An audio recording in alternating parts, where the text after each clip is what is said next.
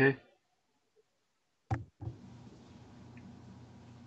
Welcome, Renegades, Imperials, and Little Girls, to the 114th episode of an Unearthly Podcast, streaming live on the 8th of July, 2015, and featuring Remembrance of the Daleks, written by Ben Aronovich.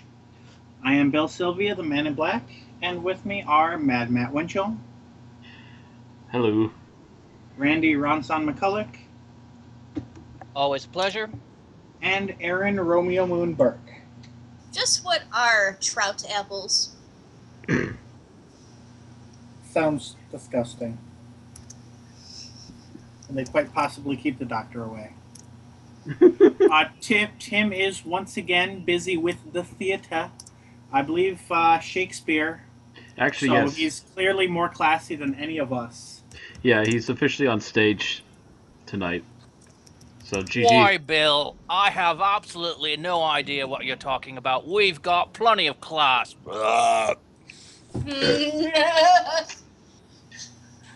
Bruce over there runs the sheep pen. Bruce. You're not Bruce. It's confusing to call you anything else, so how about we just name you Bruce? Bruce. Anywho. Let's move into our news for the day. We've got Actually, quite a I bit would of it like once to- we get into our non-Who news. I'd like to take a quick minute to give a shout out to Duke Grit, who replied to us on our YouTube channel. Oh, yes, Oh. that's right. As he actually gave us a little compliment on our run on Resurrection of the Daleks a couple of weeks ago. Thank you for responding, Duke Grit. It's nice to know that somebody out there is actually listening to our 2 hours of inane babble. Absolutely. And There's enjoying people. it for some reason. Oh, there's people. There's people who will always be looking, and they'll find us and enjoy us. You'd be Yes, surprised. but it's nice to know. It means I actually have to stop my cracks about us not actually having any listeners. Zah. I've been telling you we've been having listeners for a while now. You just not paying attention. I've been referring to our Twitch stream. Which usually has you and Matt in it. That's I only about see it. one person watching it. Like, it must not pick up That's on you. me. Oh, okay. Actually, you'd probably just see me and you're not counting yet. Great, so between the two of you, you add up to one person. That's how few people watch us on Twitch. Looks like I could touch you. Well, There's we so can few always other go... people watching, there's a negative person on Twitch. But YouTube has our back, so thank you. Thank you, YouTubers. Hope you enjoy the show. Google is coming out with their new gaming streaming service. We'll see how that goes. If they can make it at least the chat better than Twitch, that'd be fantastic. Okay, so moving on to our news. The first thing that we do are birthdays. And our first birthday is John Pertwee, who should have been 96 on Tuesday if he hadn't died 20 years ago at the age of 76. Still, you don't really expect people to get to 96 unless, you're, made a like pact with George Satan? Burns or... Or my great-grandmother. Sorry, Matt. Or the guy that we'll be talking about in our obituaries today. All right. Yeah, he lasted as long as he did. Anywho. Alright, so, in other notable birthdays, we've got Kevin Bacon of X-Men First Class fame, turned 57 today. Ringo Starr of the Beatles turned 75 on Tuesday the 7th. Fabu. And Susanna Mushat Jones, the oldest living person, turned 116 on Monday the 6th. I wonder how many times she met the doctor during that time. First of all, the oldest living person on record. As far as we know, there's somebody out in Qinghai Province, China, or in the depths of Africa that could be True. 130, and we don't know it because they're in part of civilization that doesn't actually keep record Okay. books. Fair enough. the oldest known person to be alive. In the modern era, yes. Well, to be alive. There are people who are no longer alive that were older, yes.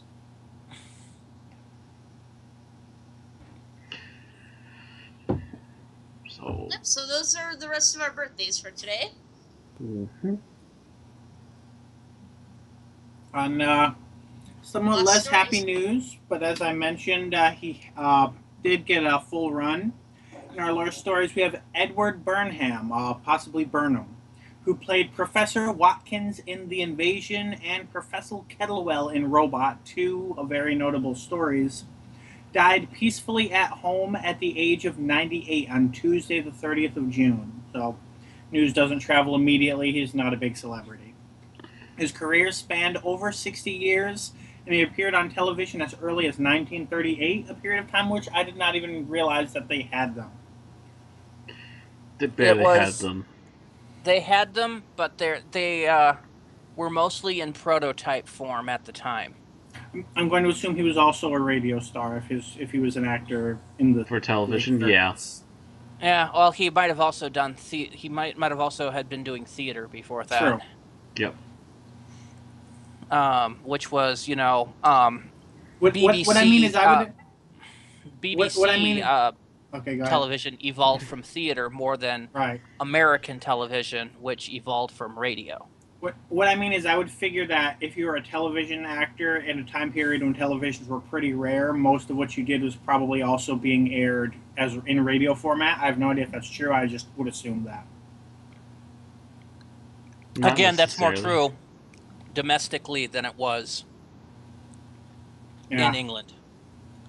Because mind you, England still does radio programs.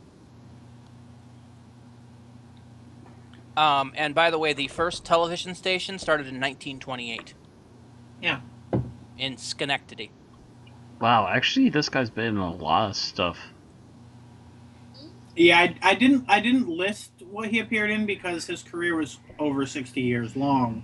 Marvelous History of Saint Bernard, The Swiss Family Robinson, Z-Cars, The Citadel, Play Markers to Sir with Love, The Bell. All Creatures Great and Small. All Creatures, oh yeah. Mm-hmm. All Creatures Great and Small is a great classic British series. Yep.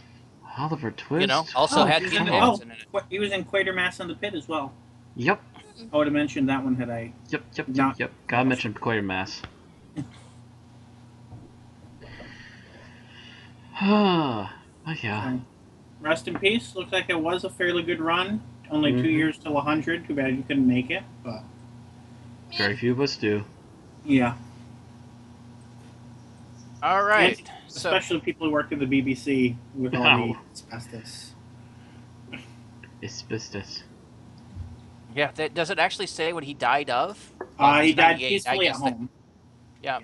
So just natural causes. Natural causes, yeah. He was not killed by Cybermen or crazed robots. So. I was more worried about cancer. Sure. You know, the great Doctor Who killer. Yeah. So, moving on. We have a lot of news on books coming out. No actual news about the series, which is, as far as I know, still filming its final episodes, but might be wrapping those up and going to post by now. Actually, but in BBC books, Blogs does say that episode 9 has not started filming yet, so there seems to be at least one episode left. Okay. Well, as long as they get it done before it's supposed to air, that's all we care about. Yeah. That's probably the final. That's probably the final block is a single episode block.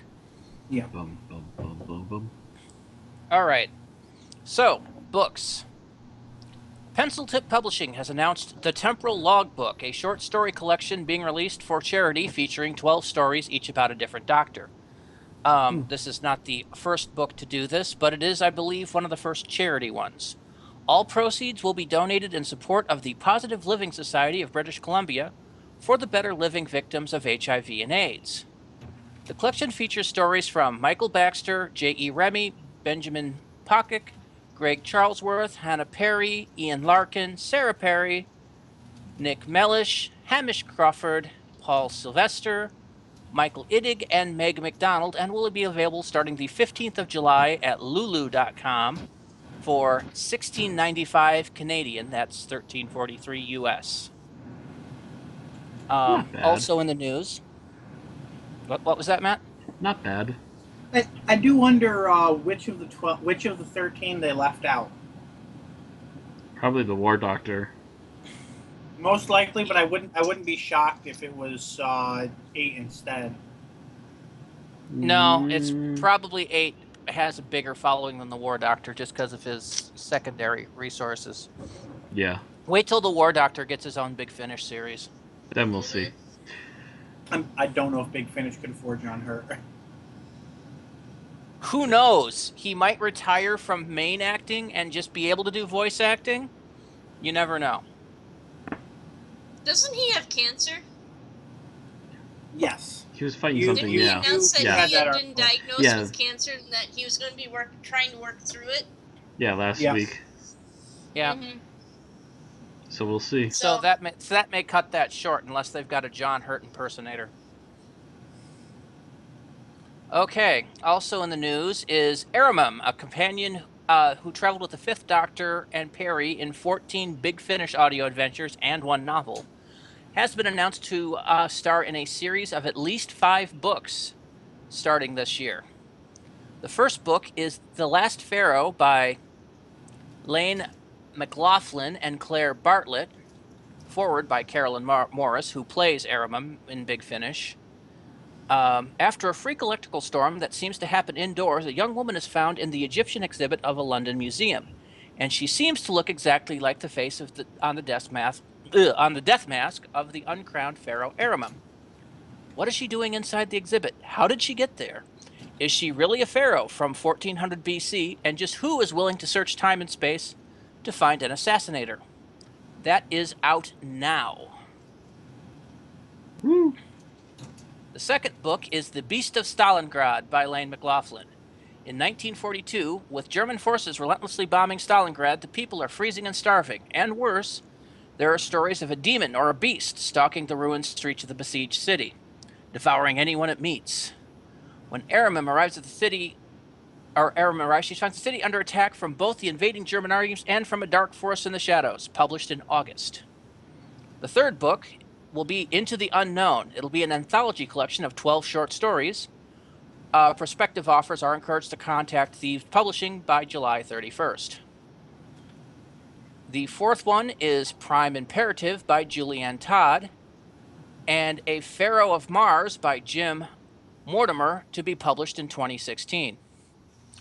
I wonder if that's actually going to be Mars, or if it's going to be a little bit of a John Carter-esque thing. Anyway, 3 winners have the opportunity to win the first 5 publications in the series. Send an email to Comp Aramum with the subject Travel Broadens the Mind with the answer to this question. In the Big Finish series, Aramum parted company with the Doctor when she remained on Peladon to marry King Peleus. But which historical character did she nearly marry during her travels in the TARDIS? Don't forget to include whether you prefer digital or physical versions, your name and address, and the fact that you heard it from us at an Unearthly Podcast. Apparently, my rush while writing the news was showing in that the complete address would be comp-aramum at doctorwhonews.net. Apparently, that latter part did not make it to the written hand. Yes, I was Now, reading off a script. I also had trouble there because while I was belting out that last part, I accidentally swallowed a bug. Oh. Ugh. Okay. We should probably also mention that the competition is open worldwide, unlike some of the previous competitions, which were UK Yes.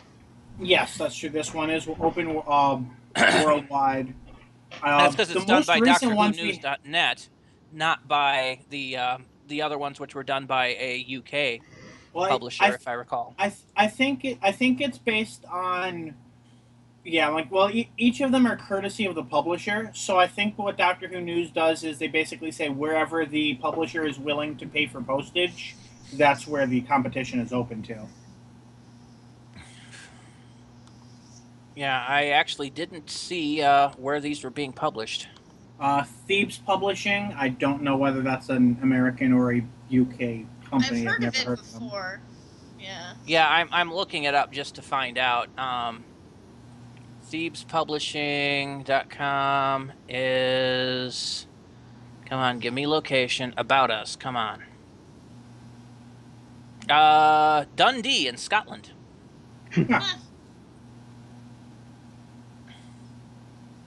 So they're Scottish. Means that all the publishers have attack eyebrows. Come to think of it, I think the UK only ones were BBC Audio. So it might just be yeah. BBC that's not willing to ship to the States. Probably. Damn you, BBC.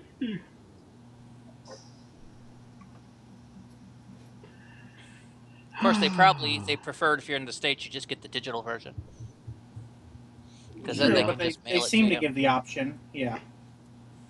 But, and this information, I haven't checked, but I'm pretty sure it's available on TARDIS Datacore. If you're a fan of RMM, it's a pretty good haul. You know, send an email, win 5 books. Mm-hmm. Nothing to lose there. Exactly. So, Alright. next. We'll move on to our next media.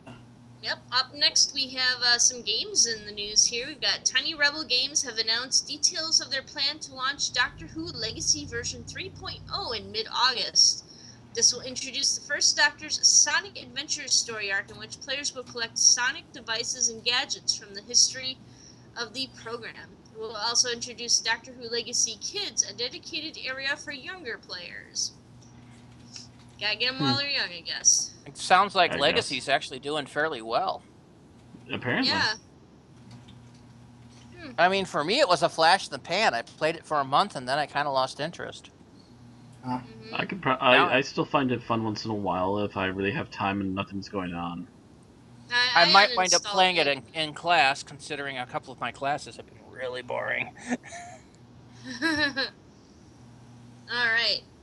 And next up, we have the 12th Doctor, Peter Capaldi, has been confirmed to be reprising his role for the upcoming action-adventure game LEGO Dimensions.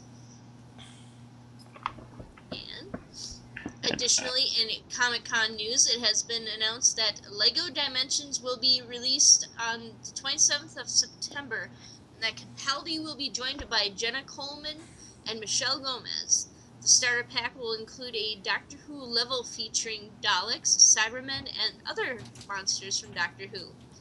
There will also be a Doctor Who level pack add-on including a minifig of the 12th Doctor, Lego models of the TARDIS and K9, both of which are playable, and an additional Doctor Who level. The Doctor will regenerate through all his incarnations if he is defeated, with the TARDIS interior changing to match. A jukebox in the TARDIS offers your choice of a Doctor Who theme music, and the TARDIS and K9 models can each be physically built and then rebuilt twice to do entirely different things. Oh God, I gotta get this game. Yeah, I now have to get this. I don't care what I have to give up to get this, but I have to get this now. Hopefully this does not wind up like the Amiibo situation. No, Lego's smart enough. Lego's been keeping up with the times. Nintendo has issues in the head. Now actual. From what I understand, Amiibos are doing pretty well. Yes, but Nintendo's not printing enough of them is the problem. They have a good marketing scheme of intentionally making less to drive up demand, and then after everyone's looking for them, making more. And Bill, you just earned a kick in the dick. Unless Well, you were he's talking acting like it's an sarcastically. No, I'm saying talking sarcastically about it being a good marketing scheme. I'm saying it's clearly working, and it's probably on purpose. The only problem is that they're driving up demand, but they are not making new figures that are shipping that are in demand. They're just coming out with different series of different figures in addition to the ones that are already incredibly hard to find. At least that's how I understand. So really what they're doing is pissing off their fan base. Yes. Like for example, if you can't find Princess Zelda anywhere, Nintendo, I don't think they're doing any more of the rare ones. They'll just they'll print out another series of If a Dr. Zelda game or comes out, Star they Wars might figures. reprint some completely new Zelda models, but that'll be about it. Yeah, it won't be Princess Zelda or that one particular figure that you want. That will still always be rare, and it'll always be $80 on eBay. I'm sorry. I'm watching the Lego Dimensions trailer again, and there's a scene in there where you have the Doctor and Homer Simpson. Yep. And it's a kind of a mental brain freeze for me. Because it's just kind of a no. You would think the Doctor would look at Homer Simpson and just go, no. You cannot exist. You cannot be here, sir. Seeing Homer I refuse to team with him. Don't. At least this Doctor. It is this Doctor. The last two Doctors I could see working with Simpson. Mm-hmm. Yeah. Tennant might have his moment of geekery, but Capaldi would be eye-rolling and going, no, not working with him. So the actual Dimensions game itself is actually going to be a basically Lego World game for most of the consoles and probably PC, although it doesn't actually say that at the end of the trailer. Oh, it always comes out for PC. Yeah, because at the moment it's just saying PS4, PS3, Xbox One, Xbox 360, Wii U. It depends on what kind of peripherals, if you need any peripherals in order to register the figures. Or how does it work? Do the figures come with a code on them or whatever that you just they have this little gate thing that you set them on?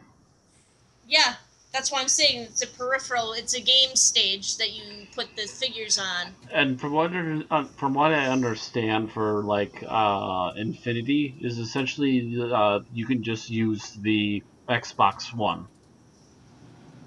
Mm-hmm. Is what I get. And why someone texted me? Why is your phone on? Not me. Anyway. Yeah, but what I was saying is that you don't usually see that kind of stuff with PC. It's usually, I mean, I haven't seen anything like it for PC. Maybe it is going to be out for that, but it's mostly the consoles. Yeah. We have a PS4. We will be getting this, honey. I may be sitting out there at GameSpot the night before going, release. And I'm still a few generations of consoles in the past mentally, because you say console and I'm like, but how can there be a level pack for a console game? But that's entirely possible now. I just don't own consoles in which you can do that. It's been entirely possible since the PS3 and Xbox 360. I still have a PS2 and I've not yet made the decision whether to buy a PS3 or 4. So. Well, if you're going to buy one at this point, Bill, I would suggest buying a 4. Yeah, but it's not backwards compatible, so. Yes. Most of it's on the digital store. Doesn't matter. At this point, though, you'd be jumping from. If you jumped up to a PS3, you'd still hit backwards compatibility issues and jump from obsolete console to obsolete console. My point is, you can't buy from the digital store used game prices. So I might just have to have a PS2 on top of my PS3 on top of my PS4. Well, look at it this way, Bill. You could also do PlayStation. What is it? PlayStation Now? That's their live streaming service for video games. In case you ever want to play any of those old games, you just live stream them for $19 a month. Or actually, the thing is also that's how much I pay per year on games. There's also the online program for Sony, which I will also add. Throws out 5 or more free games a month. Oh, you mean you're talking about PlayStation Plus? I think that's what they call it. I'm not sure if they still call it that. Yep, that is. But that's not old games. Those are usually they could be old games. They used to have PlayStation Classics and everything else on there too. So before we become a Sony advert, let's move on to our big finish news. Big Finish continues their run of Virgin New Adventures adaptations this December with Theater of War by Justin Richards. The story features Sylvester McCoy as the Seventh Doctor, Sophie Aldred as Ace, and Lisa Bowerman as Bernice Summerfield on the planet Manaxus, where a Shakespearean tragedy plays out. The novel features the introduction of Irvin Braxitiel, who would go on to be a major character in both Benny's own range of audios and the Gallifrey series. Other voices to feature will be Kirsty Besterman, Richard Vranch, Ed Stoppard, Brian Dick, Gus Brown, Milo Toomey, and Ramon Tikaram. Why do I know the name Richard Vranch? Let me look it up. Oh, I think I know why. Oh? Yeah. He used to be the improv pianist and guitarist on Whose Line Is It Anyway? Ah, Back when it that was a would do British it. show. Yes, and Richard Vranch at the piano. Wish my brother George was And yes, here. it's the same person because he's a musician and a comedian, so Right. Mm-hmm. and an actor. Yeah, and when I load up his Wikipedia, the main bar at the bottom says Whose Line Is It Anyway? So definitely Yep. the same one. Mm-hmm. Mm-hmm. Mm-hmm. But yeah, Also it's just for- I heard that name and my brain immediately went, Okay. I know that name. Ah. Where do I know that name? Why do I know that name? Who are you? The rest of these guys I've never heard of before, but him was just ding. The last one was in our unit upcoming news, but the other ones I'm not familiar with. I did happen to see that the first name, Kirsty Besterman, is an actress from one of the Dragon Age games. When I was trying to figure something out from the wording of the article. Ah. Also for release in December will be the adaptation of All-Consuming Fire by Andy Lane. A sinister intelligence lurks on the streets of 1887 London, and the Doctor's only hope is to join forces with England's most notable consulting detective, Sherlock Holmes. Which does not sound like a Madame Vastra story, so I think they're contradicting television show Yeah, at this they point. are. My brain just slid out of my skull. Yeah, this isn't Yeah, right. mine too. I'm trying to regain and trying to rage at the same time. It's not working. I don't know if the Sherlock's gonna be a real Sherlock. I I don't know pray what to that say. he's some sort of alien construct or something. I just don't know what to say. Somebody needs to be kicked in the dick, and for once, it's not Bill. This is I think another VNA adaptation, so this was probably something that came out in the late '90s. But No. Oh yeah, it's based off a New Adventures novel. So, So in other words, it's one of the few Everybody audios collected to take with a grain of zeros. salt. yeah, it's basically some of those New Adventure novels were good. Some of those New Adventure novels were really stoned. What have you made with it? So now that I know Sherlock, that it is based off a New Adventures novel, my brain can handle it better because it understands. gotcha. It's just still bad idea.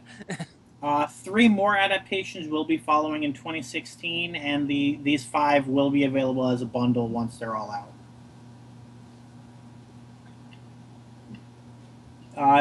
Now available for purchase, so the most recent release, is the 4th Doctor Adventures, The Fate of Kralos, written by Nicholas Briggs. There are dark skies on Kralos, and something gigantic is descending. Meanwhile, the Doctor and Leela set off for some fishing in the mountain pools of Kralos. K9 has interfaced with the TARDIS and has reactivated the architectural configuration from the days of the Doctor's second incarnation. In passing, the Doctor notes it could do with a good clean. And there's a familiar piece of material snagged on the console. Far up the mountain, an aged explorer is in trouble. Will the Doctor and Leela be able to save him and his planet? And what is it that K9 has discovered in the TARDIS?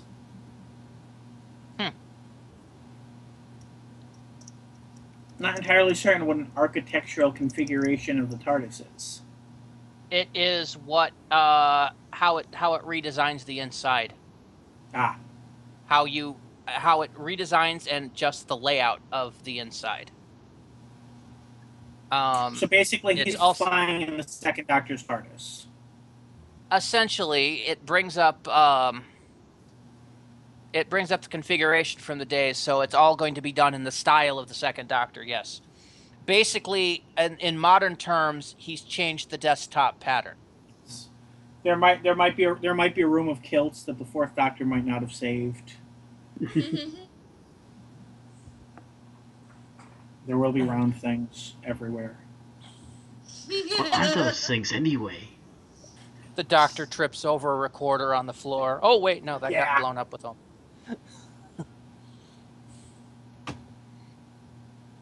And I think that's about it for our Doctor Who news. Yep. So, now we're going on to our more generic science fiction news, and we have a few choice pieces.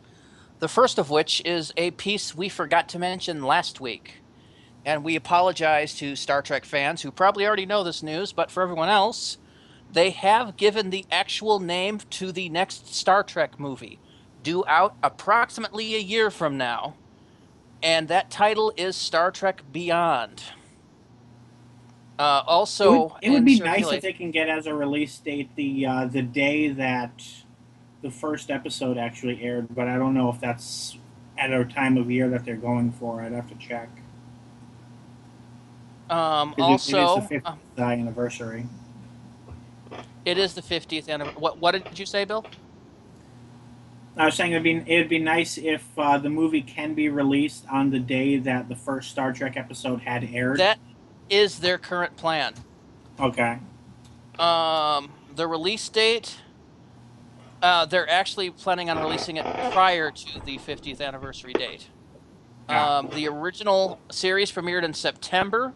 Their current plan is for it to hit theaters July 8th in time for the summer. Summer blockbuster, okay. Yep. Curious what that's going to be. It's probably going to be going up against some sort of heavy Marvel movie.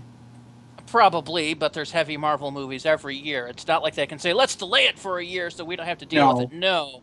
They can delay it for a couple months but to avoid that, but not by a year. And if they're going for that July audience, they're not going to be able to make that delay. Yep. So also in the news is the fact that they have redesigned the costumes. I'm personally not sure what to think about this, as I like the costumes from the first two movies. They were reminiscent of the original, series. The picture that we're seeing with the Starfleet insignia and everything looks more reminiscent. All I can say is I thought that wasn't supposed to become the Starfleet insignia until after the Enterprise finished its first 5-year mission. Yes, that was my opinion as well, although they seem to have ignored that in the modern continuity anyway, because I'm pretty sure they were all wearing it on the Academy uniforms in the first movie. So I'm ignoring that for the moment, but they've put that out as patches and jumpsuits, which is more indicative of the Enterprise era from Star Trek rather than the original series era that we'd been looking at in the next movies. Also, we know that the villain in the movie is going to be played by Idris Elba. We do not know anything about his character, except he has a couple scenes with Zachary Quinto. But other than that, we don't know too much. We know the script was written originally by Roberto Orci, but he has since left as writer. He remains a producer, but has little creative input. Simon Pegg took over the scripting duties with Doug Jung, and that he got the script in just before filming. They are filming now, by the way, in Vancouver. And like I said, it's going to be released July 8th, 2016. That's all I know on that thus far. And that's about that. Alright. Is it okay if I, speaking of 2016, is it okay if I insert another movie reference that's coming up before we move to the Daredevil info? Sure. I guess. Alright, so there is a movie coming out next summer in 2016, which will also be having a trailer premiere, supposedly, at this upcoming Comic-Con in San Diego, and that is the Warcraft movie. Should be coming out here in about a year, and they're going to be premiering the trailer at Comic-Con, so keep your eyes open for that. I think Matt's actually excited about it for once. Oh, yeah, I'm actually excited about some Warcraft news for once because they're actually going back to the stuff that I know. Mm-hmm. You don't know nothing about Warcraft because you never played Warcraft 1 or 2. So there. I read about it. You didn't experience the war. I played 2. I played 2. I wasn't that impressed. Oh, I still play 2, so smeg you. It's a fantastic RTS. 3 was a bit more impressive, but still, it wasn't really my thing. Ugh. From a graphics perspective, it was more impressive, Matt. Yeah, it wasn't even that impressive in the time it came out. Alright. So, after that, we've also got more news. Elektra has joined the Punisher in the cast for the upcoming Daredevil Season 2 on Netflix. So, I haven't watched the first season yet, though. So, no spoilers. Yeah, I need to sit down and watch that at some point, too. That's Yeah, right, Matt can actually afford Netflix. I'm waiting for the second series that's due out from Netflix this year. Random comment, while we're talking about Netflix originals, I did recently finish watching Season 1 of Sense8, featuring Freema Agyeman, known to us as Martha Jones. Mm-hmm. It's That's right. very interesting. You really have no idea what's going on until about the third episode, but after that, everything makes sense. I'd say it's worth watching. Okay. Sounds like they're having a lot of success with these independent shows that they're producing. Lately, yeah. Didn't they also do Orange is the New Black? Isn't that just a Netflix original series? I think Yes, so, it is. Yes. And House of Cards. Yep. Netflix is being is making quite a bit with those. Netflix, I think, gets an idea what the internet audience likes more than regular television studios do, I think. Yeah. Right now, yeah. Because of the way they handle their information. I'm wondering if in 20, 25 years or so, if we're going to see all these networks go out of business, cable companies go out as trending by the way things are dropped on, and Netflix is the way it's going to be. Anyway, Bill, I believe you have our final main news article for the night. Streaming TV. Wait, did she finish saying what she was saying about Yep, Daredevil? I'm finished. Daredevil, yeah. Oh, okay. Sorry, I'm doing something else related to the podcast while listening. But our final piece of sci-fi news here, other than our discussion topic coming up, is that the second Star Wars anthology film, anthology being the name they've given to these spin-offs, they're not actual short film anthologies like the name would suggest, which is the fourth of the upcoming 6 films, has been announced to be what appears to be a prequel at the very least, focusing on fan favorite Han Solo. The film will be written by Lawrence and John Kasdan, I believe the first being the writer of the Empire Strikes Back screenplay, if I'm remembering the name properly, and directed by Christopher Miller and Phil Lord. There are lots of rumors about who's playing Han, but I don't believe there's an official cast announcement yet. There is not a cast announcement. There are many people that are on the short list. I would not be surprised if there's more news coming about it on Saturday, with Comic-Con being this weekend. Quite possible. I know a lot of this is early Comic-Con information. But yeah, there's several people that they're looking at. I had an article on this earlier.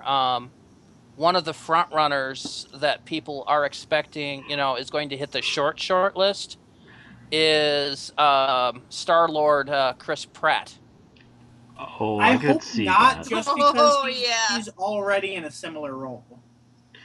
Mm-hmm. Yeah, that's part of it. Another part of it is that would be like casting Ryan Reynolds as a second super. Oh wait, they did that. The other Yeah. part is the fact if you look at Chris Pratt, he looks like a young Harrison Ford. He kind of does. Either way, He any does. of the options we're looking at now are better than who they would have cast if this movie had been announced 7 years ago. Back when they were looking on a certain Shia LaBeouf to take Harrison Ford's place. Oh. Yeah. Oh, I can be very happy this movie was not cast back then. Chris Pratt, by the way, is also rumored to be the next Indiana Jones. Well, he Ooh. can't be Indiana Jones, Star-Lord, and Han Solo. We don't know. Why not? Well, I guess he can, but they shouldn't. No. If he's Han Solo, I mean, I he understand has to be Han Indiana Solo Jones Han Solo and Harrison and Indiana Jones being the same, but Star-Lord Star-Lord and now Han Solo. Harrison Ford is going to have to play an aged Star-Lord. Or Star-Lord's father. Yeah. Actually, that would be freaking awesome, actually. I just realized the same corporation owns Star-Lord and Han Solo, so they don't even have to worry about being sued. That was part of that was part of the whole concept, is the fact that he already is on contract with Disney. He's already on contract with Disney. He looks like a young Harrison Ford. He's set to play Harrison Ford's other big role, which I'm not sure who's doing that, but either way, if they cast him in that, Disney's just going to go, done. Done. Pass the script to Pratt. We'll talk to him Plus, a little bit. Oh my Pratt God. can act. Unlike LaBeouf, Pratt can act. Mm-hmm. Doesn't help that Shia LaBeouf spent most of his time acting like a dick. Really doesn't help. Yeah. Now he's a meme. So. Yep. Which is great, because that means Will Wheaton gets to step back and just be geeky.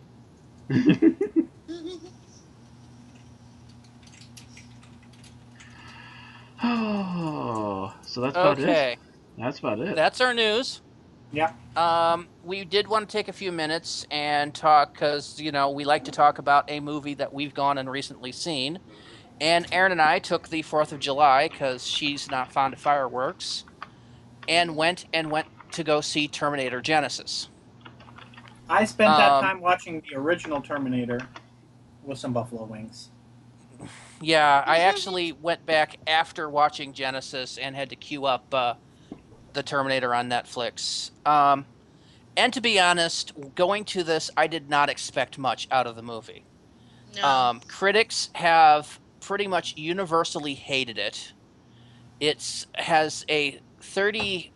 it's dropped below 30% critic approval rating on Rotten Tomatoes. But the viewer ratings is in the 60s to 70s on whether they liked it or not. So I figured, what the hell? And after watching it, I liked it. I know there's probably a bunch of people that will roll their eyes at it, but I watched this movie and I went, it was a fun... I mean, it's not the greatest movie, but it was a good movie. I would give it 3 out of 4 stars. It was enjoyable. Much more enjoyable than I thought it was going to be. I was about ready to tell Randy that he would go see it on his own. This was like a while ago, and then we decided to go see it on July 4th just to, get away from the fireworks and have something else to watch. So, yeah, and it wasn't terrible. Yeah, my big thing was I wanted to know who Matt Smith was playing in the movie, and I wanted to see how he did. Oh, yes. Which was my overriding goal on it. But the fact that I came out of it and enjoyed it is still a good part. Matt Smith is pretty cool. Should we start the spoiler warning? Not quite yet. Okay. Wait, are we talking about spoilers? Not quite Not yet. yet. I will in about 2-3 minutes. It is both a continuation and reboot of the Terminator franchise. It goes back to 1984, where which is the setting for the original Terminator movie. Back to But ground it zero. is also paying attention to the fact that the previous Terminator movies have all basically altered the timeline so much that everything's basically screwed up. Yeah, you might want to put up a spoiler warning at this point.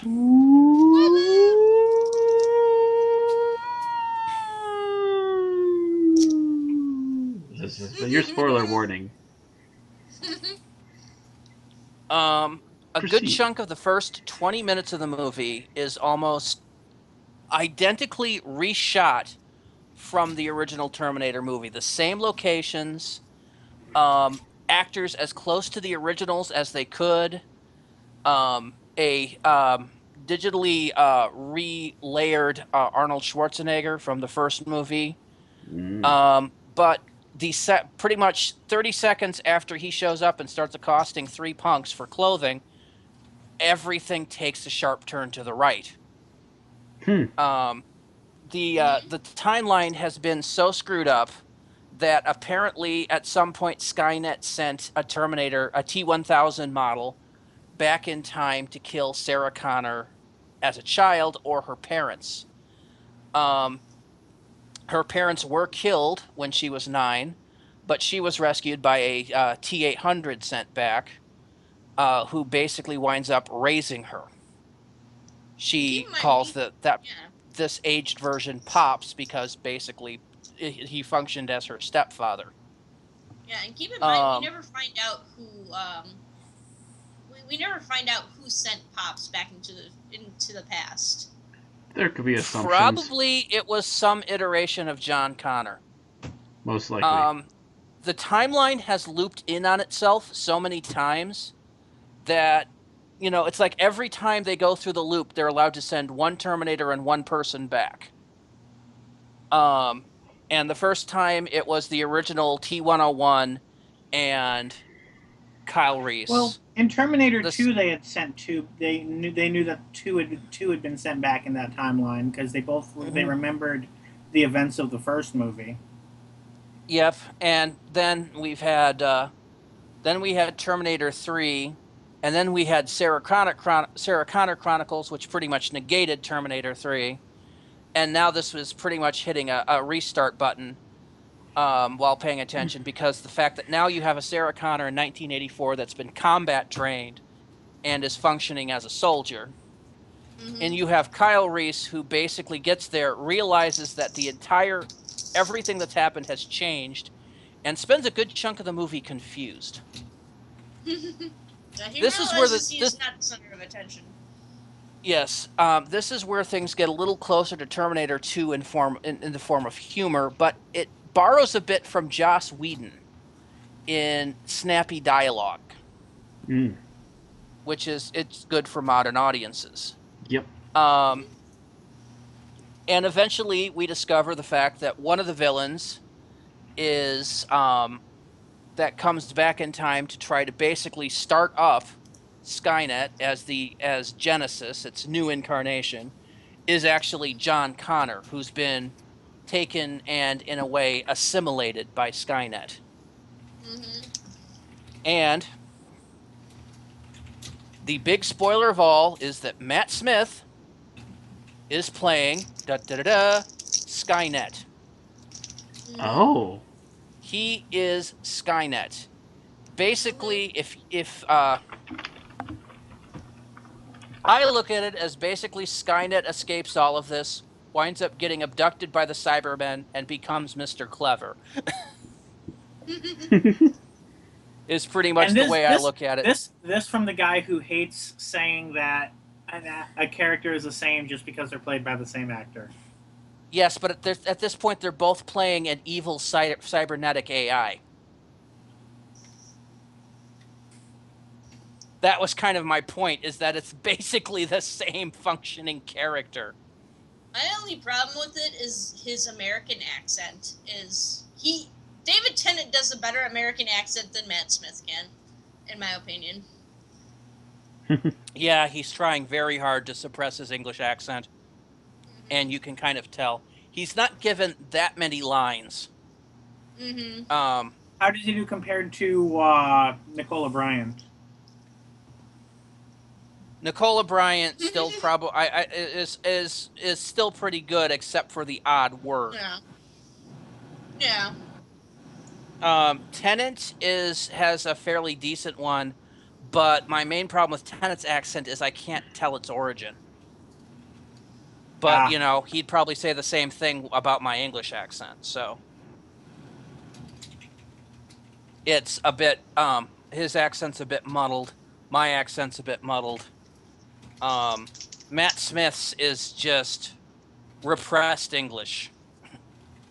Yeah, it's very sharp and kind of nasally sounding. I mean, more so than his usual nasally sounding English. It would have been better if they had just let him keep the English accent, in my opinion. Yeah. Give it that sophisticated, suave, asshole-ish type tone. Mm-hmm. At the same time, they might not have wanted him to have that yet because he was still playing a fledgling AI. But still, if they make a sequel to this and Matt Smith is still playing Skynet, I would love to see him evolve into that English accent.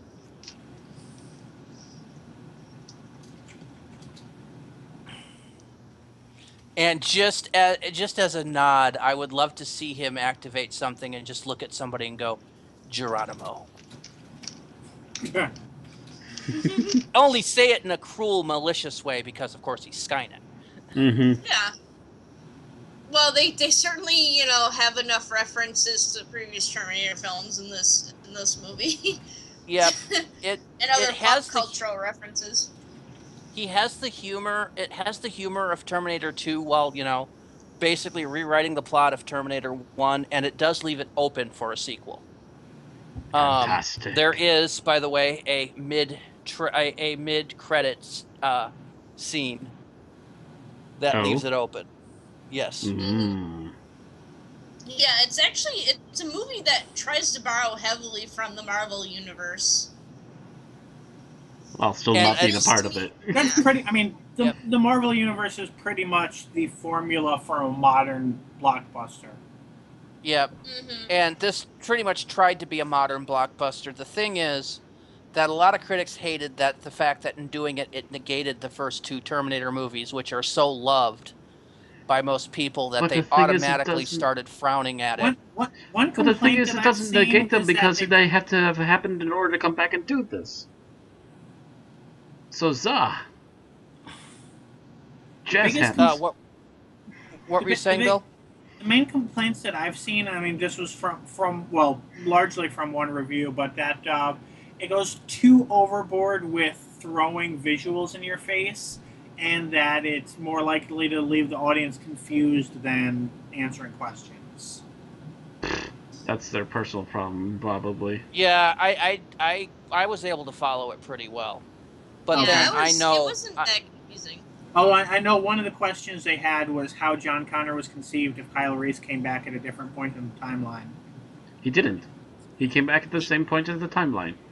Oh. He did, but then again, at this point, John Connor, Kyle Reese are all temporal anomalies. Keep in mind that they're all the same age, pretty much. Yes.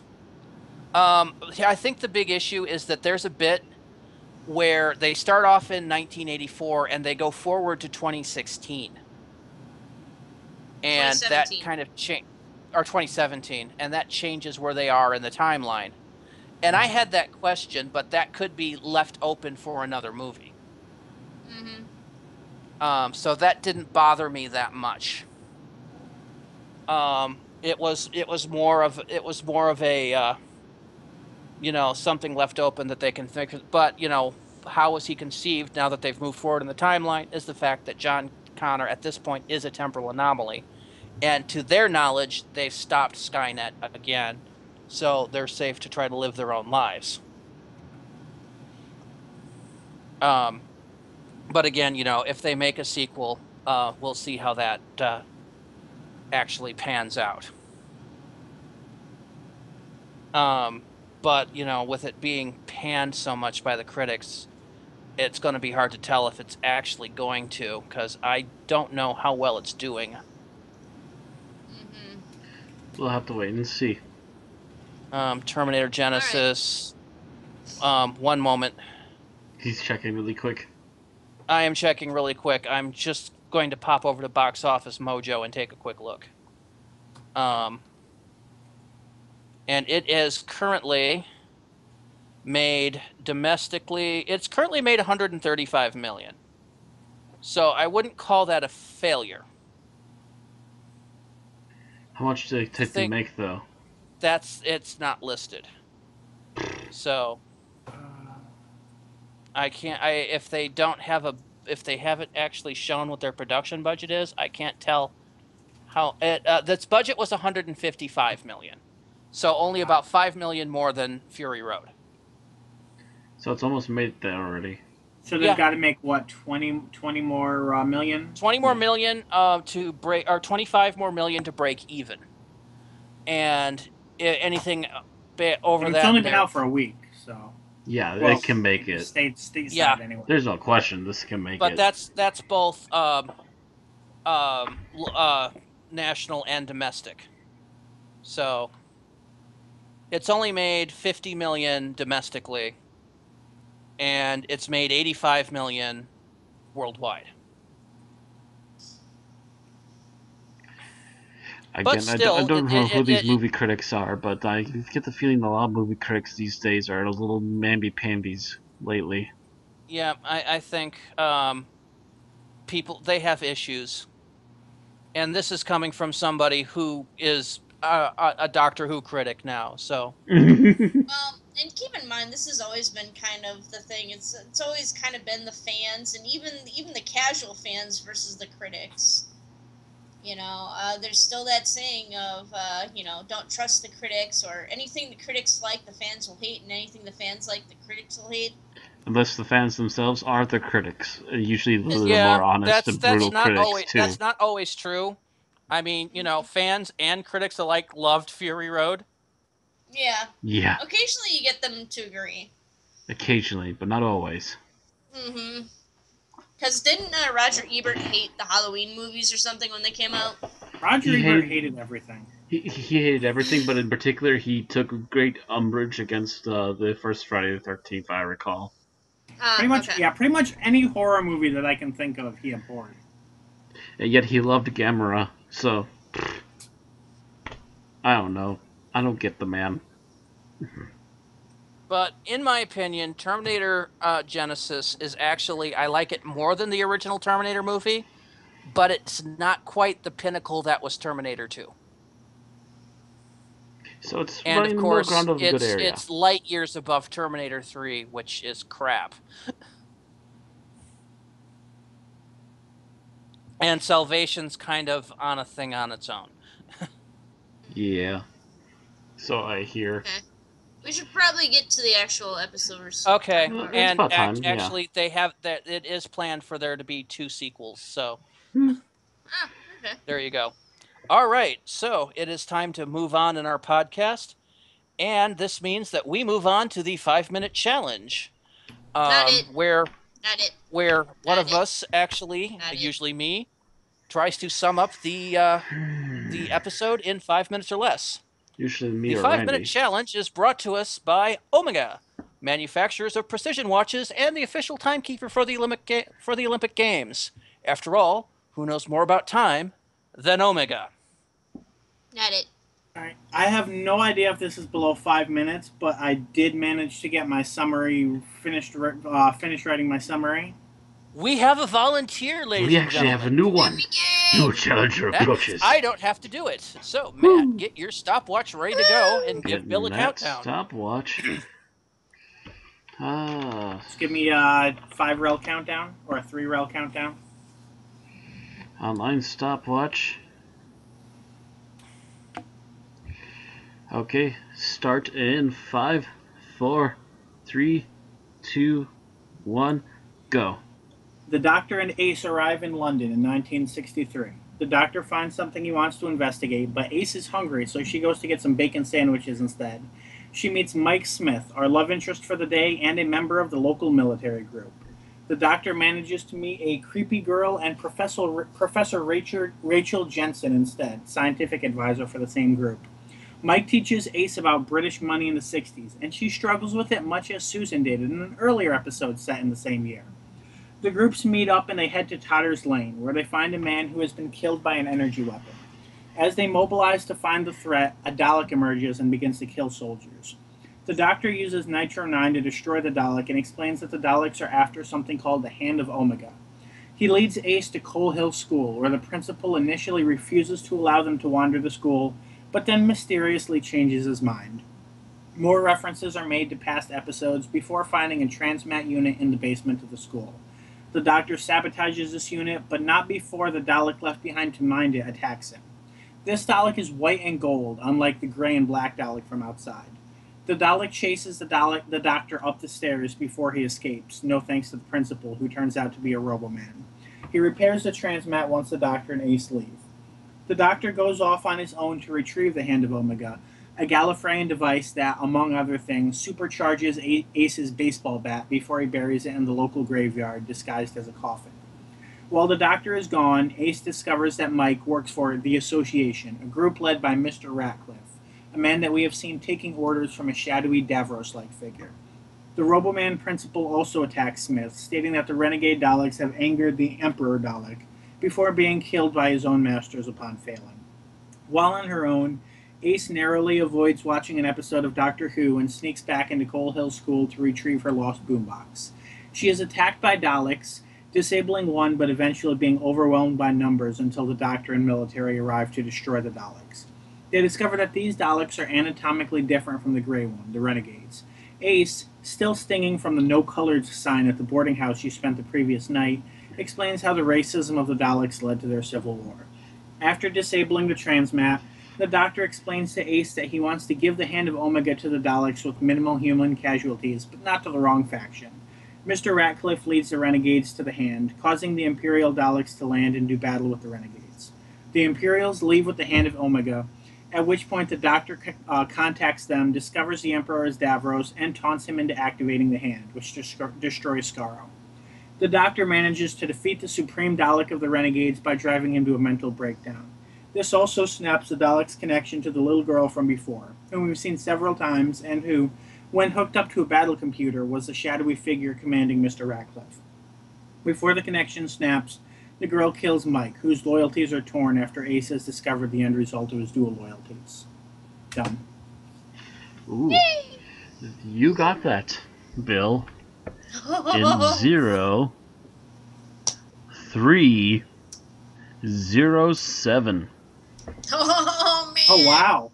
I was a couple split seconds short, but I'm pretty sure that was 07 you ended that on. Inspired me What to happened? try. You just blew away our record, I think. I mean, if Yeah. I had timed very myself close, at least. beforehand, I would have read it in a more natural way, and therefore it would have been closer to the 5 minutes. But I was racing against the clock at the same time. So I think that might be the record. I don't remember. Have we done below 4? I I've know it's done not once. the record for minutes per episode, but in terms of total, I do not know. I'm pretty sure this was pretty close, if nothing else. So we'll have to at least write that down. 307. 3 minutes and 7 rolls. Okay. Before we go into the good, bad, best, and worst, I do want to say a few things about this.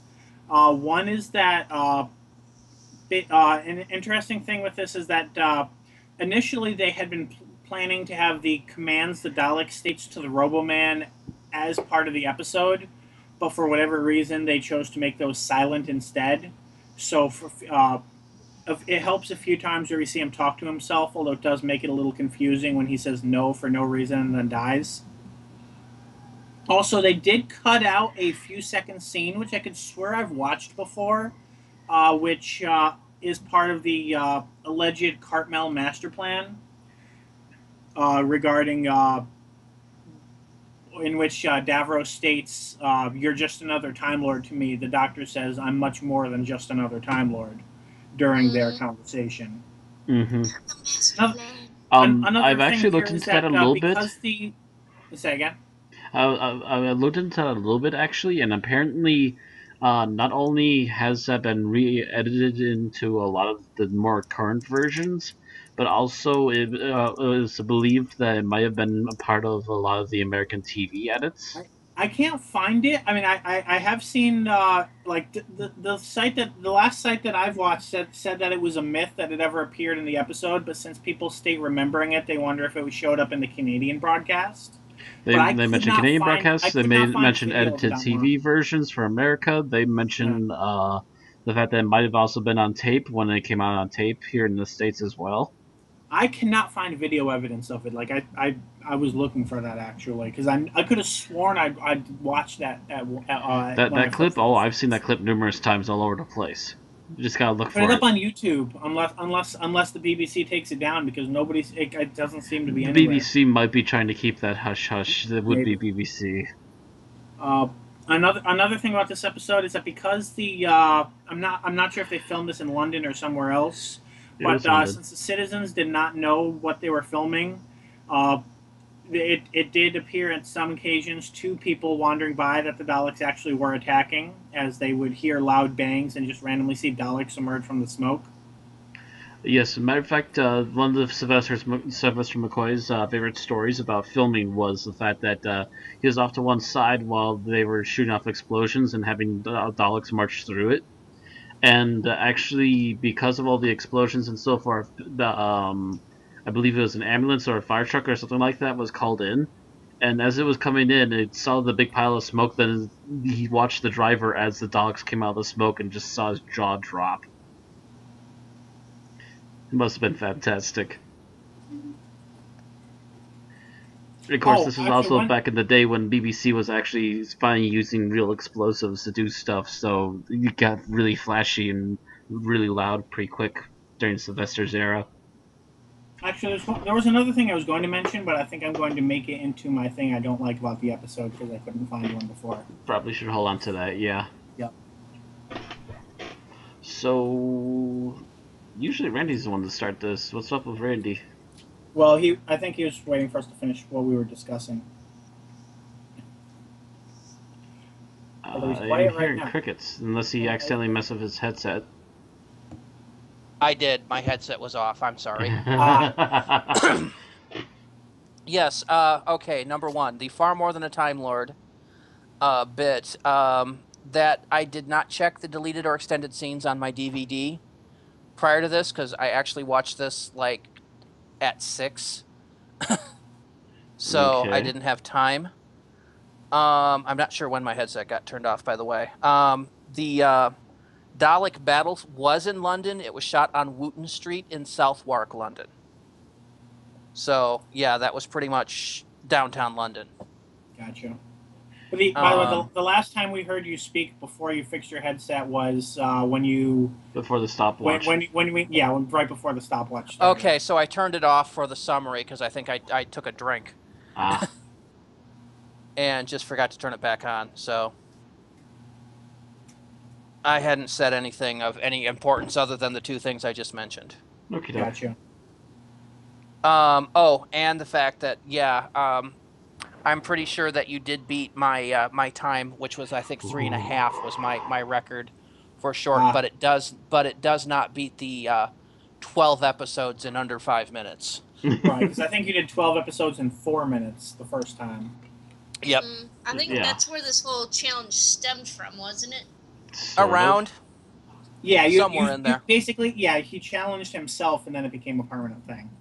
Yeah. Well, it keeps us going quickly, but we should move on to our normal likes and dislikes. Mm-hmm. And there's only technically 4 of us here, but we do have Tim's comments.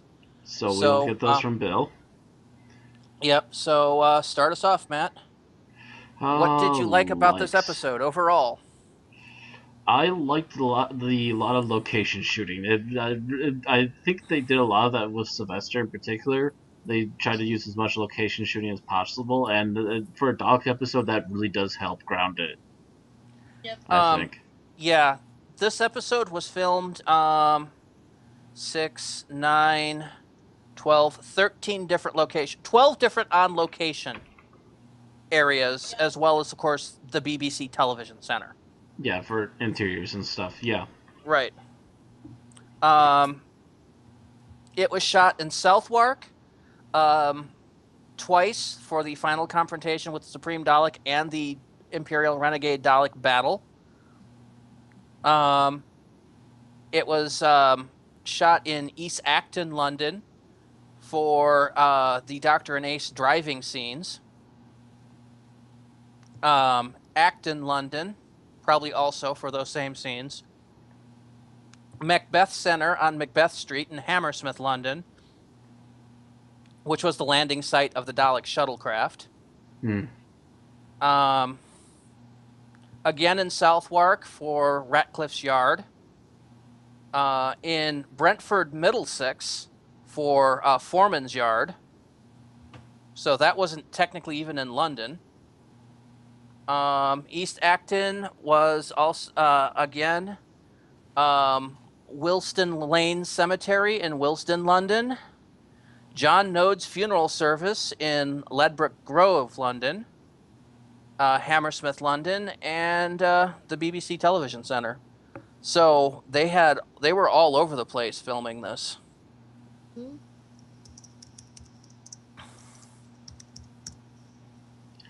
Yeah, lots of good places. Lots of good stuff. Yep.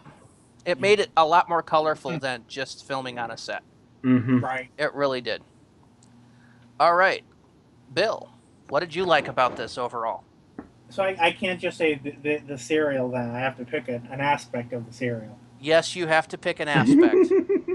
I'm going to go with the way the Doctor alternates between obviously scheming and planning 10 steps ahead of everything that's going on, and then showing the stress of that scheme. The scene where he, the group commander is group captain is like, that's good, and you see him snap, and he's like, no, nothing is good about this. And the scene where the sugar scene are another example of him essentially stressing out about his chess mastering. It's very nice that they show him being a boss, and then also the toll that takes on someone as well. And I like that was a very nice aspect of this. Mm-hmm. Yeah. And it's odd because this is actually his first major outing as the chess master. Yes. Because this was the opener for his second season. This episode pretty much changed who the Seventh Doctor would be considered as. Yes, because it's still, he played the first season as pretty much the clown. And then you get Dragonfire, where he drops off Mel, grabs Ace, and then season break, and this is the starter of the next season. Yes. And already his whole demeanor's changed from the fool to the sage chess master. Mm-hmm. Who'll act a fool on occasion, but only in front of people he wants to look like a fool to. Yeah. There's an element of the chess master to his foolishness. Mm-hmm. It's all just an act at this point. Essentially, he's pulling a second Doctor, only we really know very clearly what he's really doing here. Mm-hmm. All right, so care to read Tim's, Bill? Oh, yes. Tim, he says, above all, he liked the implications of the story. Not the implications for the show or the Doctor Who storyline, but the implications for the character of the Doctor. If you were to trace the character trajectory of the Doctor, it would be divided into before Remembrance and after Remembrance. This was a story that cemented his evolution from reluctant hero to proactive crusader. Another indicator at how far the Doctor has come since the era of Hartnell is his interest in educating Ace. Most telling of all is the fact that, unlike Genesis, the Doctor was not placed in this position by the Time Lords, but undertook the project of his own initiative. All this change and growth was presented in a way that made it seem natural and not jarring, which he commends highly. Mm. I'm not certain if I'd agree about this being the story that made the Doctor into a proactive hero, but I see where he's coming from. He starts heading down that path, though. He very clearly starts heading down that path. I mean, I think it oscillates a little bit. I mean, the second Doctor is very much focusing on being the hero, where I think by the Fourth Doctor era, there's a lot of the stumbling into things by accident, and here's where it kind of comes back around. And the Sixth Doctor is downright resentful, though. So really, he kind of spins around the clock a few times on where he's going. But this definitely set him up for where he's more or less going to be heading for the modern era. Yep. All right, Aaron. Okay. What did you like?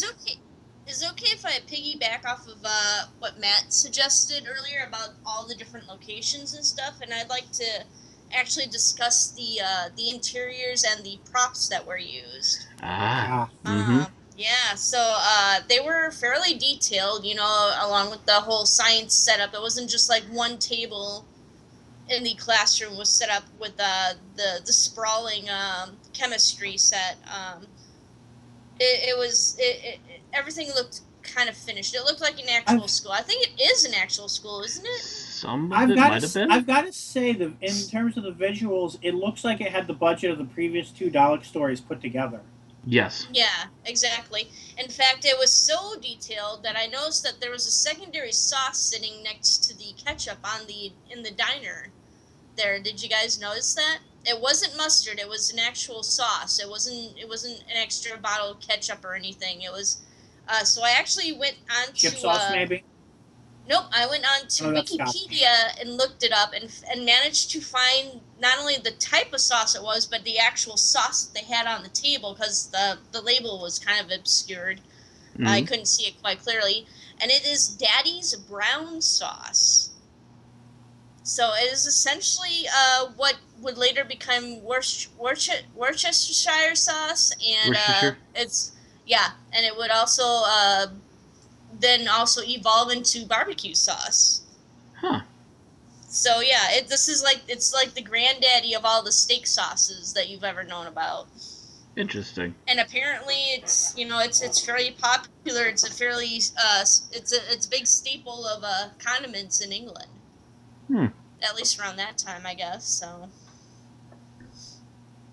yeah, I cannot find any reference to them actually filming in an actual school or an actual restaurant. So all of that was probably television center setups. Those were really big, intricate sets. Yeah, they were intricate. Like and actually it felt like you were in the 50s or in the 60s.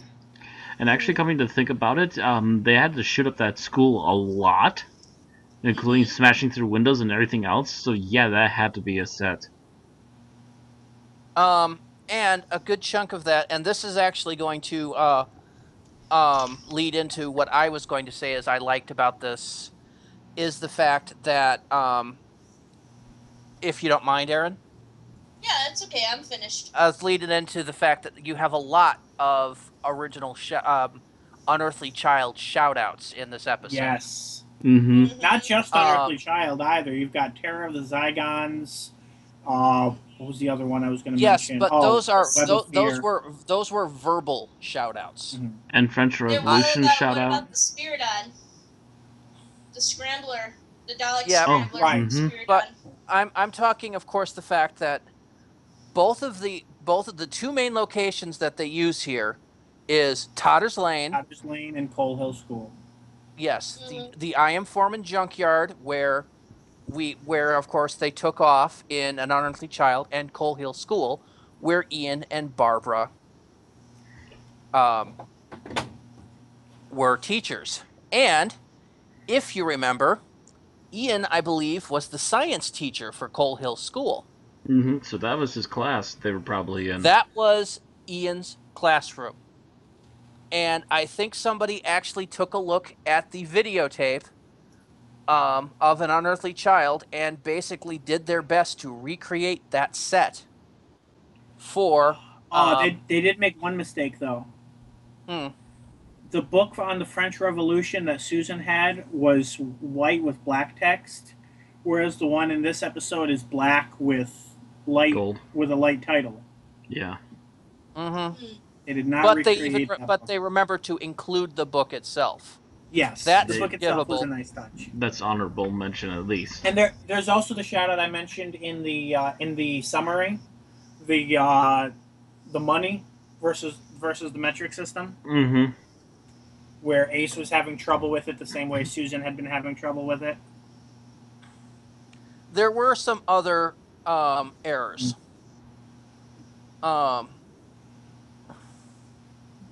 For instance, the gates to the junkyard was labeled I am Foreman, Without the E. Forman, whereas Yes. in Unearthly Child it was Foreman, Foreman. So that was somebody having a spelling error. Well, and when they first made the prop, they accidentally put LM Foreman, but somebody caught that one. They fixed it on time. So somebody in the props department needed to get fired.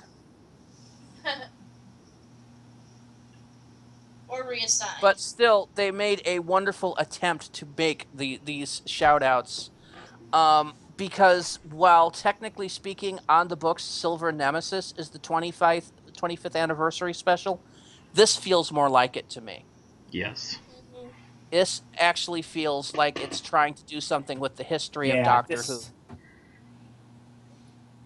And not just... This is definitely a lot more of an anniversary story than Silver Nemesis. And I felt that way before, but rewatching it, I feel that way even more. Yes. Was there any reason why this one was not used?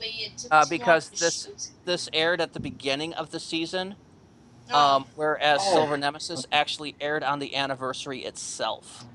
Okay. I'm biting my tongue on something I was going to say, but I'm saving it for the next loop. This actually appeared from 5th October to 26th October 1988.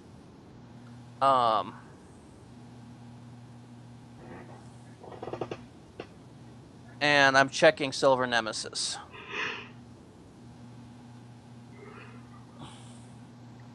So that was two stories later, right? Happiness Patrol was in between them? I believe so. And remember that these were a lot of short stories, too. So, yes, Silver Nemesis was actually... First episode of Silver Nemesis was broadcast on the 23rd of November. Which is the actual anniversary. So that's why Silver Nemesis is considered the 25th anniversary special, because it actually aired on 23 November. Whereas this... stories, yeah. Yeah, I really wish they had, because this would have actually been funner. But also the fact that 25th is like a silver anniversary when you go with by anniversary dates. So they also wanted the Cybermen for that. But you know what they could have done? They could have had silver Daleks instead of gold ones. They should have gone that way, because that would have made this the perfect anniversary special. Were the Daleks golden in the 50th anniversary? They were same bronze color. Yeah. Okay. So, what didn't you like? And we'll start with Matt. Oh.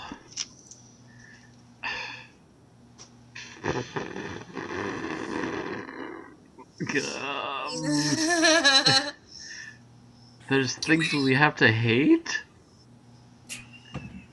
Everything. What did you like less than everything else? That's why a nitpick that was going to be an anecdote is my choice. I think my only biggest nitpick is maybe they took a little too long at dialogue, like towards the end of the second episode and into the third one. But that's about it. There's maybe a couple of lulls here or there that they could have sped up, but that's again nitpicking. There's just little lulls. They probably need to get exposition done anyway. So that's about all I can come up with. Bill? Okay, mine is that this is an episode set in the year Doctor Who premiered. Doctor Who premiered in late November. They filmed it in the summertime, yet featured an episode of Doctor Who appearing on the BBC. So they really should have paid attention to what month this episode needed to be filmed in, or at least put some filters over the camera to make it look like November. Or December. Yeah. At the same time, I mean, British weather's a little odd. At times, yes. So, Well, I mean, you know, it is on record that they had intended for it to be set in November, but that the times of like sunset and such do not remotely match what would be expected in November. true. So technically, this set is set at a random time in 1963, but the other solution is that you just say that this is in an alternate universe where Doctor Who premiered a few months early. Yeah, and it doesn't make sense that it's in November because it's on with another episode. So by then it should probably have been in Should be December. December. Yeah. Yeah, which would be even shorter light Right. times. There should have been more night scenes. Whereas I think it was what was it 7:05 in the evening or 7:05 in the morning? I think when they were airing the oh no, maybe they said 7 after 5. I mean, no, it was Doctor Who it was aired in the quarter evening, right? it was quarter to 5 in the afternoon. Oh, I thought they said It was 7 it was like 7 after 4 or something like that. It was okay, 4 something. maybe that's Yeah, what it was. you're thinking of modern Doctor Who where it airs at 7 at night. Classic Doctor Who aired in the afternoon. Yeah, I mean I felt like 7 would be a bit late, but I'm like I heard them say 7 something. 7 after 4 would make sense. But yeah, it definitely should not have been bright at that time. Yeah, it should have been going into like early afternoon colors at least. Especially But, since yeah. I think they're farther north than we are, so it should have been about pitch black by 5 o'clock. So. Actually, I'm not sure how true that is. So I know it gets really dark here, like by 6 for sure. All I know is in December and January when I left work at 5 p.m. on Saturdays, it was already black outside. Okay, And I'm so pretty sure they're London farther north than we are. is at 5130 north.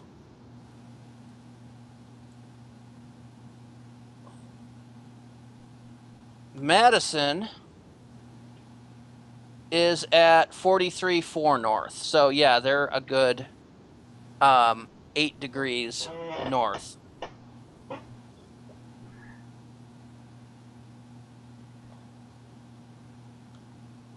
And Danbury is 41. So we're a little further north than you, Bill.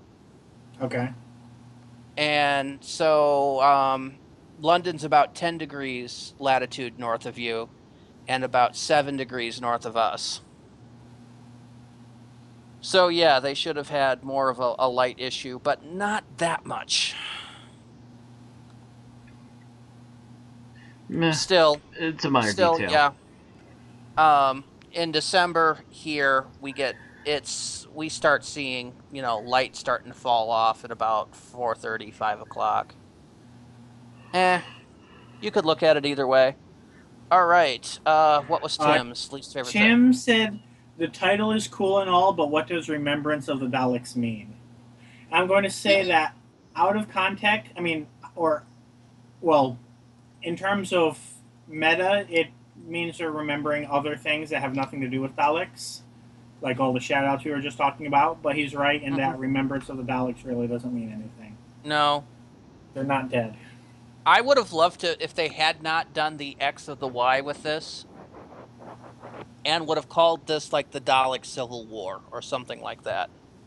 Right. Because that's really what you're looking at here is the big Dalek, the war between the Dalek factions. Or just scratch off of the Daleks for this title. The fact they don't want to do that, and the reason we get so many of these X of the Daleks is because they know that it'll bring in viewers. Yeah. Yeah, they know if they put it in the Radio Times that it's something with Daleks, they'll get more viewers than if they say it's just a regular Doctor Who title. Which you notice the only times they don't are for specials where they're expecting a big turnout and season enders where they're expecting a big turnout. Mm-hmm. Yeah.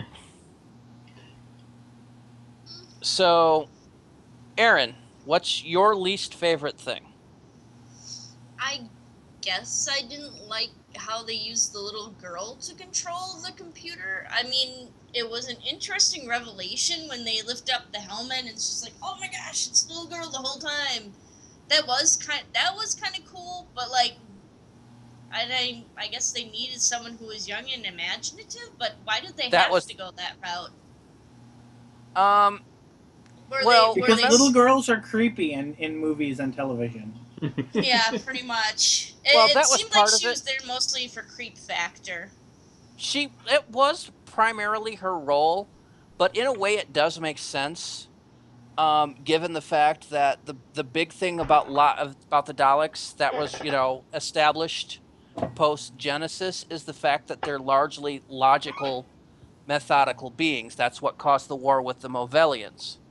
So Hmm. they need something with a super creative mind that they can harness using the battle computer. Mm-hmm.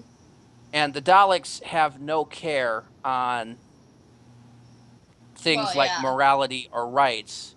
So they Mm-hmm. take the girl, um, probably kill her parents, partially mind gank her, but not to the point that her creativity is diminished, and plug her into the battle computer. I do like the fact that they didn't kill her at the end. That she didn't die after I losing connection with the I computer. I would, if not for the fact that apparently in a short story, I think this was a novella or something afterward, they reveal that Susan visits her later, and she basically spends the rest of her life in an insane asylum due to the damage that this did to her. Oh, okay.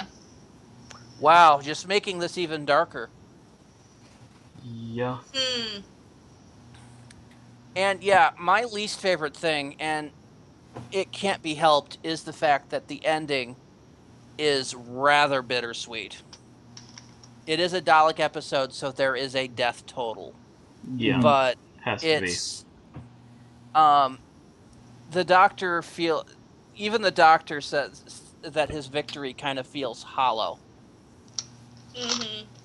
Yeah, because I mean, because this is the Doctor. Blowing up a planet is not what he considers to be a victory. Oh, yeah, and that's true. the thing is blowing up the planet was part of his plan, Yeah, but his but he secondary didn't like goal it.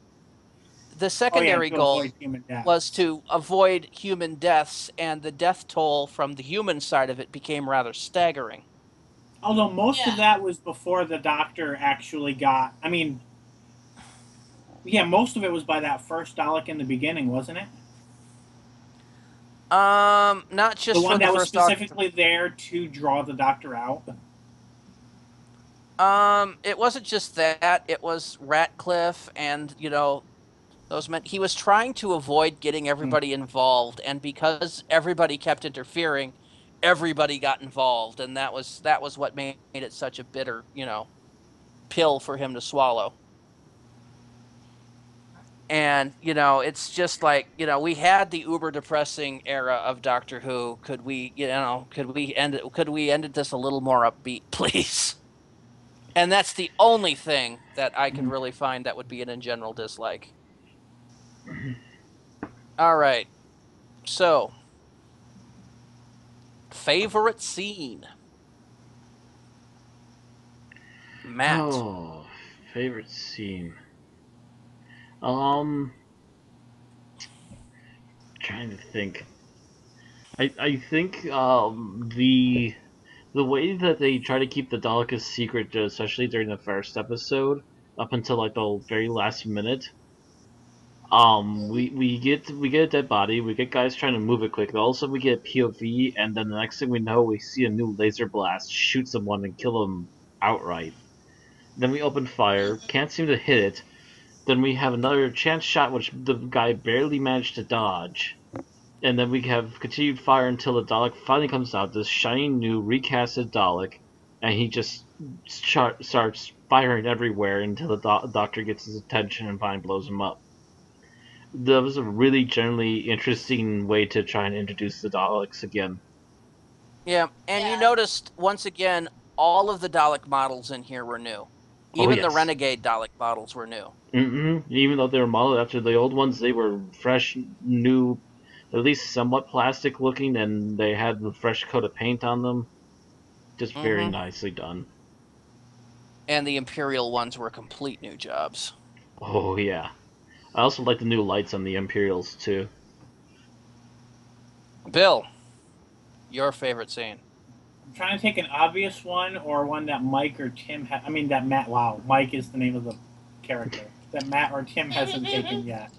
Because that was actually my third choice was about to be the one that Matt said. So I'm going to go with the one. I originally struck this from my list because I realized that Ace didn't actually destroy the Dalek with the baseball bat, but it still is a great scene. Ace wailing on a Dalek with a baseball bat and blinding it. So that's what I'm going to pick. It wasn't my first choice, but I'm trying not to take other people's choices. All right. Tim's is the scene where he is. I'm trying to find where. Oh, there we go. The scene where he is buying tea from Jeffrey from Fresh Prince. He says, "You'd probably expect me to say Ace with a baseball bat or Ace with a bazooka, but actually my favorite scene is the one where the doctor gets all philosophical over putting his sugar in his tea." That is the scene I was going to pick if I was not reading Tim's choices for him. Yeah, that is a good scene. Yes, it is. I'm trying to remember what that guy's name was.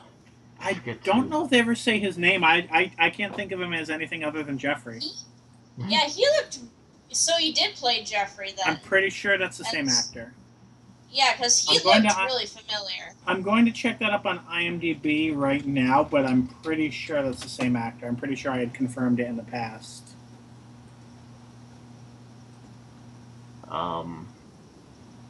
But, do you remember which episode was that? Was that part 3? No, that was part 2.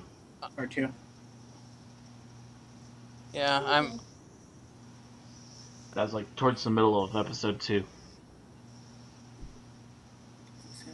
Because I'm trying to even remember that. The character's name is John. John. And it is definitely Joseph Marcel who played Jeffrey in The Fresh Prince. Yes, okay. And that is Joseph Marcel that plays John. Yep. Okay. I was not expecting him to have such a bland name. I knew that they mentioned his name, but I couldn't remember it off the top of my head. But yeah, okay. Very interesting cameo, by the way. Yeah. Well, this was filmed in 1988. Mm-hmm. Actually, and the Fresh Prince of Bel-Air. Fresh Prince was 1990. So so he wasn't really known yet. Yeah, it took a couple years. I mean, he had already been appearing in television. I don't think any of it was major roles. Let's see. It looks like all small roles, like similar to this one. Yeah, he was in Rumpole of the Bailey, which is a detective kind of court drama British show, but it was a single point role.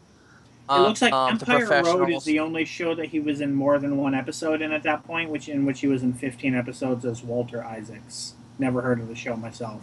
Yeah, but I don't think he was actually in Empire Road. Yeah, maybe he was. 1978, 79, yeah. So he was Moses in Cry Freedom. He was. I'm guessing it was only 15 episodes because all of the cast seemed to say 15 or less episodes. Mm-hmm. So, yep. So yeah, he hadn't gotten his big break at that point, and Fresh Prince was pretty much it was Cry Freedom that probably got him to the attention of most people that were doing casting. And that's probably what got him hired for Fresh Prince. And where he was pretty much a regular in bit parters in the BBC, which is how he probably got cast in Doctor Who. Right. All right. So, favorite scene, Aaron? Favorite scene? I actually really liked the scene with the Dalek hovering up the stairs at the doctor at the end of the first episode. The doctor's, that's the first episode or the second episode that he's trapped in the basement? I thought it was the first End of the first episode. I think it's the end of the first episode, beginning of the second. Yeah, a lot happens in that first episode. Yeah, it was the end of the first episode. He's trapped in the basement. It's just like, where's Ace? What happened to Ace and everything? And you can tell that he's genuinely, she wouldn't abandon him, would she, or anything like that? So, because I think Ace is still a fairly new companion. Mm-hmm. This is her second appearance. Yes. Yeah, she doesn't really have a lot of characteristics of the coward or the betrayer in her, But still, she's kind of a new character, and we don't know too much about her, so there is kind of that, scant doubt that maybe she has abandoned him. Kind of similar to the recent series of Doctor Who, with the Doctor abandoning Jenna Coleman, Clara. Mm-hmm. Of course, So, if you look at this, it's easy to believe that a few Big Finish adventures happened between Dragonfire and this. Oh yeah, Yeah. absolutely. Mm-hmm. Yeah. Because the Doctor and Ace already have their pit-a-pat repartee going on. Yeah, they're and kind Give of me some of that already, Nitro 9 you're not carrying. He's already treating her as a student. Yeah. But anyway, there's the big thing that I really enjoyed was the look of terror on his face as he sees the Dalek floating up towards him. Yeah. Apparently, I'm reading on the TARDIS data core here. And apparently, one of the big differences between the Renegade Daleks and the Imperial Daleks is that the Imperials could actually levitate further. The Renegade Daleks could only levitate a little bit, but the Imperials had the advantage in that, I guess. That's really apocryphal information because there's not enough relevant actual data on it. I mean, it makes sense considering Davros was working with them, but there's really no way to tell that from the episode. Mm-hmm. Either way, Sylvester McCoy did really sell that scene. Yes. Yeah. Mm-hmm. Yeah. Just the look of terror on his face is really awesome. It's just like, oh shit, what's going to happen? You left me my favorite scene, guys, for once. Mm-hmm. And that is the Dr. Davros confrontation at the end. Yes. Where he basically just absolutely manipulates Davros into launching that. And then, don't fire it, you'll regret it. And yeah. But by the way, a random interjection. Ever since he mentioned the word cameo, I'm picturing if Joseph Marcel's lines were all given to Whoopi Goldberg instead. Who, by the way, was at this same time playing Guinan. Mm-hmm. Okay. Let's go on to least favorite scene. Matt. I think it's mostly just a little bit of a nitpick, but the one scene that struck me as at least a little unusual and silly was the sudden quick edit where the Doctor and Ace are changing seats in the car. Oh, I've always liked that. Scene. It's just like, it took me out of it just a little bit, but then again, it was just something to add into a dialogue drop anyway. So I always found it to be a little comedic. I noticed that even Ace looked startled. Bill, your least favorite scene. Tim and I have the same scene, but for different reasons. So I'm going to read his first. He says Tom's death. Actually, who's Tom? Maybe that would have been the guy that worked for Ratcliffe. Mike? That would be Mike. Yeah. Mike, yeah. So I think he got the name wrong. Mm-hmm. Unless the girl killed somebody else. Mike's death at the hands of the little girl, just because he likes all the other scenes more. Now, I actually picked this for a bit more of a specific reason, because that character dying at the hands of a third party is one of the laziest literary devices, and one that always stands out to me and always pisses me off when a character has a disagreement with a main character and the writer doesn't know how to resolve it, so they kill the guy instead. And that's exactly where it was, where they didn't know what to do between him and Ace, so they killed him. This is what happens to all racists. No, well, in a way, that death doesn't bother me so much because, if you remember correctly, at the time, Mike had the time controller, which was part of the goal, and that's why she killed him, was to get a hold of the time controller. If Ace had forgiven him right before he died, it would not bother me at all. But the fact that they used that as the way to resolve their conflict it happens too much, and it annoys me every time it happens. It was supposed to be a literary thing on the greed on the folly of greed, and that was I thought it was the folly of xenophobia, well, trying to that was cleanse part of yourself it. of foreigners and everything. What was That what was that was what that did was he really was he like Ratcliffe's that? Because major. yeah. No, it was Mike. Mike had his whole spiel about how he didn't want foreigners. Well, that's why he followed Ratcliffe, yes, but the bit at the end, that was already pretty much wrapped up when they had already been captured and turned into, prisoners by the Daleks. But then they go for that extra, if we get a hold of that, we can ask for whatever we want. I think it's just And kind of Mike, further even at that point, is going, "Oh, please!" Yeah, I think But it's he even. still goes along with it. Yeah, I think that just further emphasizes the selfishness of xenophobia. Well, it's not even just it's selfishness. Period. Whether it's xenophobia or greed or both, it's either way. It's basically supposed to be what killed them, is because they still went through with it. See, I wish that they would have left him alive to see, what kind of havoc and destruction that kind of ideology can cause. Maybe he hides out and isn't killed, but instead hides out and witnesses, the death of everything else around him and the destruction of the Daleks themselves, and be like, hey, I'm on the road to self-destruction myself. Yeah, well, then they wouldn't have had their ending. Yeah. Okay, so what was your least favorite scene? Mine? I was going to say the death of Mike, because that really I didn't enjoy that either. It just seemed kind of pointless. Everyone's just hung up on Mike. Yeah. It's just like, well, I don't know. Yeah, he was being an ass. He deserved it. Yeah. Boom. I guess the other thing would just be the whole love interest angle, but I guess, this is the 80s, and that's kind of, that was the thing when you had female characters and companions. You always kind of wanted to shunt in a love interest for them to chase after and whatnot, so that's kind of typical of the more conservative times there.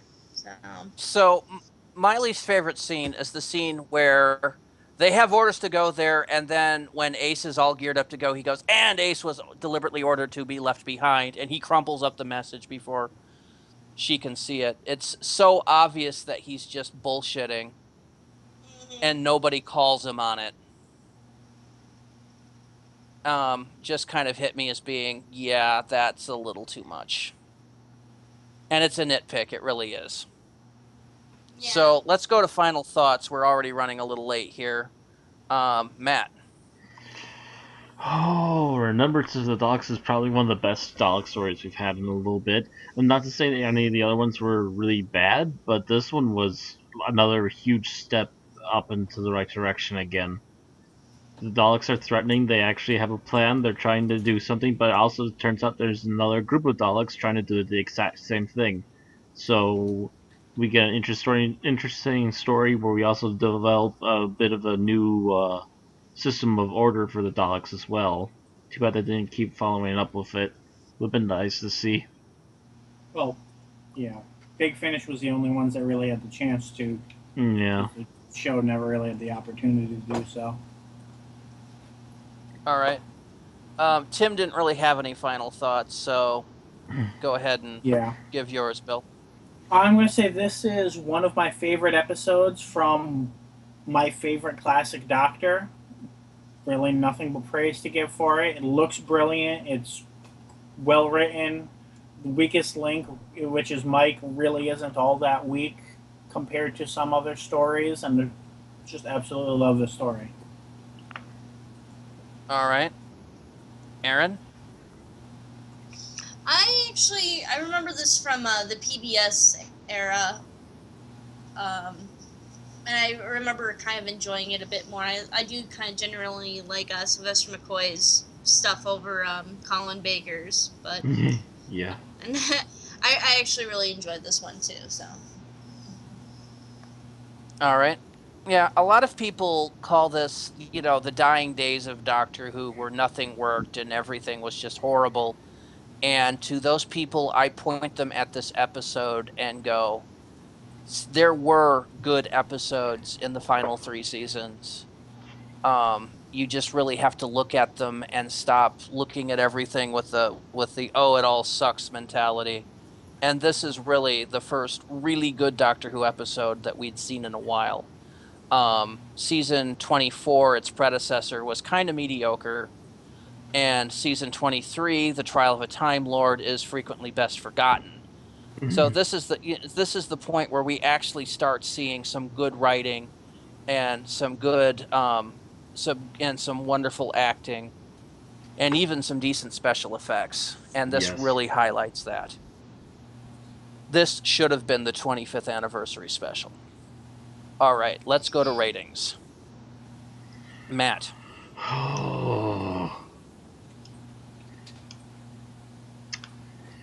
The only I can't really come up with any real major nitpicks. I've got to give this one a 5. This one was really good. I find it enjoyable every time. 5 from the Matt. Yes. Bill. Very good. 5 from me. Five Tim from the also Bill. gives this a 5, and he says that he gives it his seal of excellence. Woohoo! Aaron. I think I'm gonna give this a 5 too. 5 as well. Great callbacks and everything to the first serial. The board is united. 5.0 across the board, because I will also give this a 5, because there is nothing wrong with this episode that isn't nitpicky. Yeah. It is wonderfully acted, wonderfully written. It's beautiful. 5.0, which puts this at a tie for the first place on our boards in rankings. It is tie. We now have a straight-on tie with Caves of Androzani at a 5.0, 5.0, and just above an Unearthly Child, which is sitting at 4.9. That is Unearthly Child, the first episode, not the rest of it. Mm-hmm. And then two marks above Dark Water, Death in Heaven, the Series 8 finale, which is at 4.8 and 4.9 from there. I don't even have to put this in the rankings yet. I knew where it was. 5.0 So, carried no to way. 5.0. I think it's on top. Remembrance Yeah, and Andrew's on the top. It's on top with the other one that's on top. So there you go. It is a first place tie. Why haven't you seen this? not There's a dispute special that edition remote. on DVD. Go watch. Does anybody know the difference between the special edition and the regular? Because I think I might have just watched the special, but I really don't know. I'm not sure. I actually have to take a look to see if the one I have is the special edition. We had maybe some problems extras? getting this particular DVD to play Mm-hmm. because it is one of the oldest ones in my collection. It is Oh. not the oldest. That's the Key to Time 6-parter, or the Key to Time box set is the oldest one I have, followed by the original 5 Doctors release.